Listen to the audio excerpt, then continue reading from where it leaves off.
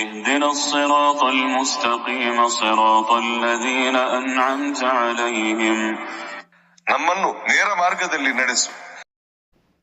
ಅರ್ಥಾತ್ ಜೀವನದ ಪ್ರತಿಯೊಂದು ರಂಗಗಳಲ್ಲಿ ಆಚಾರ, ವಿಚಾರ ಮತ್ತು ಕರ್ಮಗಳ ಸರಿಯಾದ ಮಾರ್ಗವನ್ನು ನಮಗೆ ತೋರಿಸು. ಅದು ದುರ್ವಿಚಾರ, ದುರಾಚಾರ ಮತ್ತು ದುಷ್ಪರಿಣಾಮಗಳಿಂದ ಸುರಕ್ಷಿತ ಮತ್ತು ವಿಜಯ ಸೌಭಾಗ್ಯಗಳ ನೈಜ ಮಾರ್ಗವಾಗಿರಲಿ.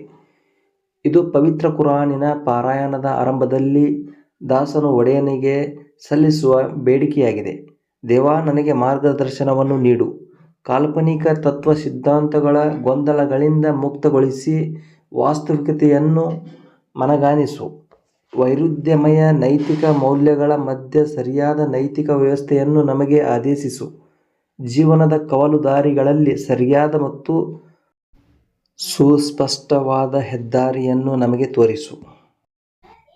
ನಮ್ಮನ್ನು ನೇರ ಮಾರ್ಗದಲ್ಲಿ ನಡೆಸು ಅಂತ ಹೇಳಿದರೆ, ಉದಾಹರಣೆಗೆ ತಿಳ್ಕೊಳ್ರಿ, ಈಗ ನಾವು ಒಂದು ಕಡೆಯಿಂದ ಮತ್ತೊಂದು ಕಡೆ ಹೊಂಟೇವೆ ಅಂತ ತಿಳ್ಕೊರಿ. ಅಂಥ ಸಮಯದಾಗ ನಮ್ಮ ಕಡೆ ವಾಹನ ಅದ, ವಾಹನನೂ ಚಲೋ ಐತಿ, ಕಂಡೀಷನ್ ಐತಿ.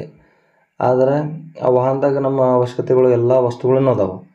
ಆದ್ರೆ ಆ ವಾಹನಕ್ಕೆ ಲೈಟೇ ಇಲ್ಲ ಅಂತ ತಿಳ್ಕೊರಿ. ಈಗ ರಾತ್ರಿಯ ಪ್ರಯಾಣ ಐತೆ ನಮ್ದು, ಎಲ್ಲ ಕರೆಕ್ಟ್ ಇದ್ರೂ ಆ ವಾಹನಕ್ಕೆ ಬೆಳಗ್ಗೆ ಲೈಟ್ ಇರಲಿಲ್ಲ ಅಂತ ಹೇಳಿದ್ರೆ ಒಂದು ಕಡೆಯಿಂದ ನಾವು ಮತ್ತೊಂದು ಕಡೆ ಹೋಗಕ್ಕೆ ಸಾಧ್ಯನೇ ಇಲ್ಲ. ಅದ್ರ ಸಲುವಾಗಿ ನಮ್ಮ ಜೀವನ ಅಂತ ಹೇಳಿದ್ರೆ ಜೀವನ ಕತ್ತಲೆ ಇದ್ದಂಗೆ.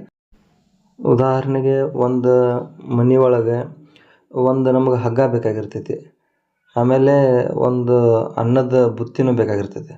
ಆದ್ರೆ ಅದೇ ಮನೆ ಒಳಗೆ ಹಾವು ಇರ್ತೈತಿ, ಆಮೇಲೆ ಒಂದು ಸಗಣಿ ಗುಂಪೇನೂ ಇರ್ತೈತಿ.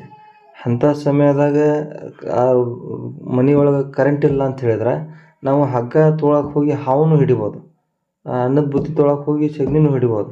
ಅದ್ರ ಸಲುವಾಗಿ ನಮ್ಮ ಜೀವನದ ಕೆಲವೊಂದು ಸಮಯದೊಳಗೆ ನಾವು ಕೆಲವೊಂದು ನಿರ್ಧಾರಗಳನ್ನು ತೊಗೊಳ್ಳೋ ಹೊತ್ನ್ಯಾಗ ನಾವು ವಿಫಲರಾಗುವಂಥ ಸಾಧ್ಯತೆಗಳು ಭಾಳ ಇರ್ತಾವೆ. ಅಂಥ ಸಮಯದಾಗ ನಾವು ಅಲ್ಲಾಹನಿಗೆ ಏನೈತಲ್ಲ ಮಾರ್ಗದರ್ಶನವನ್ನು ಕೇಳಬೇಕು.